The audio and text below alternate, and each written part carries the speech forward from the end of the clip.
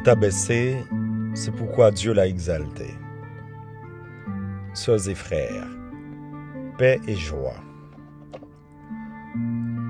Nous sommes parvenus au dimanche des rameaux de la Passion du Christ, porte d'entrée à la Semaine Sainte, appelée aussi la Grande Semaine. C'est la dernière ligne droite dans notre montée vers Pâques. Nous rentrons donc au cœur du mystère pascal en méditant sur l'itinéraire d'un amoureux, le chemin de la croix, qui est aussi le chemin de la gloire. Aujourd'hui, Jésus entre à Jérusalem, conscient des souffrances et des opprobres qui l'attendent. La foule et certains disciples l'acclament, mais ils auront tôt fait de l'abandonner. Le serviteur souffrant par excellence obéit amoureusement à la volonté du Père pour panser nos plaies, laver nos péchés et nous gagner le salut définitif. Aux portes de Jérusalem, Jésus est accueilli comme un roi, mais le trône qui se prépare pour lui, c'est une croix. Cette histoire se poursuit à la dernière scène. Ce récit nous plonge dans l'enracinement de l'événement pascal à travers les gestes de rupture du pain et du vin servi, symbole de l'alliance nouvelle et éternelle, scellée dans le corps brisé et le sang versé du Christ, signe évident des noces entre Dieu et l'humanité. Ceci est mon corps donné pour vous, faites cela en mémoire de moi. Et prenant la coupe après le repas, il fit de même en disant, cette coupe est la nouvelle alliance en mon sang répandu pour vous. Et cependant, voici que la main de celui qui me livre est à côté de moi sur la table. En effet, le Fils de l'homme s'en va selon ce qui a été fixé. Mais malheureux cet homme-là par qui il est livré. Nous sommes parfois la cause de la chute de nos frères et sœurs. Nous partageons souvent des responsabilités auxquelles est attachée la vie de plus d'un. La méditation de la passion du Seigneur veut que nous soyons plus responsables dans ce qui nous incombe comme tâche et de renoncer à chercher notre propre intérêt afin de mettre en avant les intérêts de la majorité. Nous continuons à condamner notre Seigneur à chaque fois que nous prenons des décisions qui entravent la vie, la dignité de la personne et particulièrement les minorités. La querelle entre les disciples sur la question de qui va trahir le Christ nous fait penser à l'actuelle situation dans plusieurs recoins du monde. Un problème de conscience qui passe par un refus de l'assomption de notre responsabilité. Nous nous accusons au lieu d'être chacun conscient de sa part de responsabilité. Des fois, nous gardons à tort et en souffrance tout un peuple, au nom d'une morale immorale et égoïste. Eh bien moi, je suis au milieu de vous comme celui qui sert.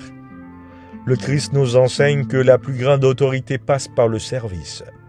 Celui qui est le plus grand est celui qui se met au service de ses frères et sœurs, qui peut se mettre en second plan pour le bien des autres.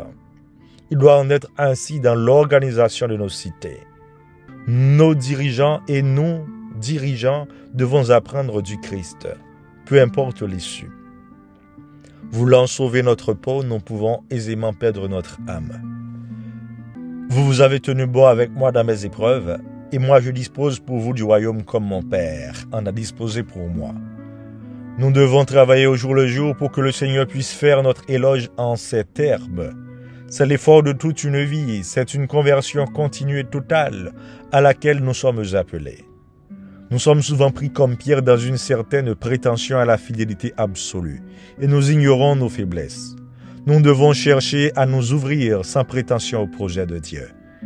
Les différentes étapes de la passion de notre Seigneur Jésus nous invitent à méditer sur notre vie chrétienne et le problème du mal dans le monde face au salut dont Jésus est porteur. Le péché nous éloigne de Dieu et nous défigure. Il nous dénature au point d'oublier que nous sommes des enfants chéris de Dieu, marqués par la grâce. Il nous amène parfois à ne pas reconnaître la présence de Dieu en nous et ses actions dans notre vie et dans notre monde. Ce refus de Dieu en son Fils Jésus s'est soldé par l'aveuglement des Juifs, des pharisiens et des chefs religieux. Ils n'ont pas pu reconnaître en Jésus l'envoyé du Père, le Messie, loin, le Christ qui est venu réconcilier le monde avec Dieu. C'est aussi l'image de notre cœur obscurci par le mal et qui cherche sans fin à condamner au lieu de pardonner ou de se réconcilier. Ils sont allés jusqu'à accuser Jésus politiquement, lui trouvant comme chef d'accusation de troubler la Pax Romana. Sachant l'enracinement du mal dans les entrailles de notre monde, nous sommes invités à méditer sur les attitudes du Christ. Le silence et l'abandon total au Père. Nous nous rappelons donc de certaines de ces paroles qui prennent sens. Ma nourriture est de faire la volonté de celui qui m'a envoyé. Jean 4, 34. Or, la volonté de celui qui m'a envoyé, c'est de ne perdre aucun de ceux qu'il m'a confiés. Jean 6, 39. Nous pouvons comprendre ainsi le pari de fidélité gagné du Christ, qui s'est abandonné totalement à la volonté du Père, et ceci jusqu'à la croix. Sœurs et frères, à la fin de cette acclamation du dimanche des Rameaux, à la place d'une intronisation, il y aura le procès, le supplice. Et pourtant, il y aura bien intronisation. Le supplice du Christ sera une vraie prise de pouvoir. Un pouvoir réel, plus réel que celui des grands de ce monde.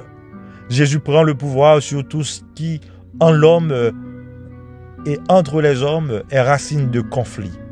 Désir de vivre à tout prix, refus de la souffrance, culte de l'honorabilité, exigence de respect, volonté de s'imposer. Jésus se livre sans restriction, et ce faisant, il condamne le péché en sa chair. Romains 8, 3. Prions pour qu'avec le Christ nous prenions le chemin de la croix. Ainsi cet itinéraire de l'amoureux fera naître en nos cœurs l'amour don, qui nous fera triompher de tout péché et de tout mal, en nous donnant sans réserve. Amen.